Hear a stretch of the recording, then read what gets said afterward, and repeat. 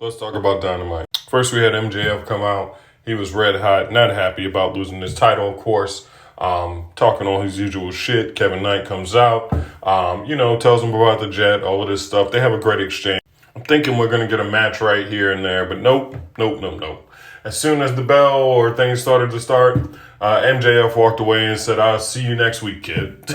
We got played. Next, we have the Demand talking to Jericho, telling him nobody wants to team with him to fight against them. He's just there to get beat up every week.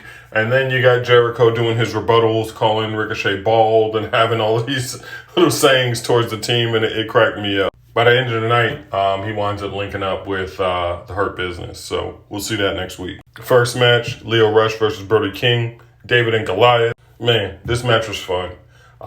Brody wasn't with the whole antics that Lio Rush had going on from the sit in the corner like he did with Pac last week.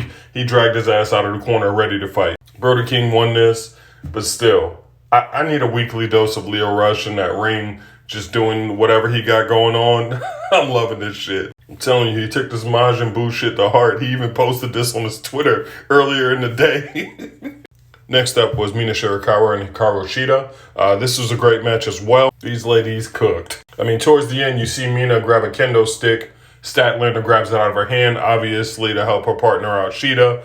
Falcon's arrow and Mina was done. I'm not sure why Mina's taking more losses than wins on AEW. It's kind of weird, man. Next up, we had another David versus Goliath, Will Ospreay versus Mark Davis. This match was brutal. Mark Davis only won because Will Ospreay, the doctors came out and dude was too injured. After I want to see a inverted or exverted, whatever you want to call it, tombstone on the outside of the ring, on the corner of the ring. That was a nasty, nasty landing, dude. But the crazier part was, as Mark Davis dragged Ospreay back in the ring, was really going to get in on him, the Death Riders showed up and kidnapped him. What is going on?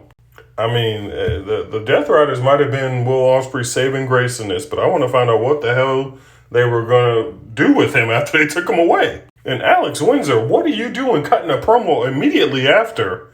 With Persephone, about to go against, two members of, the Triangle of Madness, get your mans. Ospreay napped. Go get your boy. What are you doing talking about a match here? Then we roll into a match with Samoa Joe. He's back. He was facing a guy, Cody Chung, typical jobber, one and done. Then the finale, Darby versus Ciampa. Oh my. These boys went at it. Flying outside of the ring, putting Ciampa through a table. Ciampa's a bloody mess. The only thing I can critique that I really didn't like was the ending. I didn't want to see Ciampa tap. If Darby had just knocked him out, I would have been cool with that, but I didn't like seeing Ciampa tap. Maybe that's just me. But overall, this match, the guys put it all on the line. That's more like it. This is what the match felt like. Per promo after the Lio Rush match that Brody King had, he said he didn't care who he got between Darby Allin or Ciampa if they had won the title. Obviously, I told you, Darby Allin retained. So we got next week Darby Allin versus Brody King. Like I said, I'm loving his options either way. Brody King taking on either one of them. We'll see Darby Allin as part one, but I look forward to a future match with him and Ciampa. Anywho, what's the temperature like for y'all? Because this was all flames for me. Let's talk about it in the comments.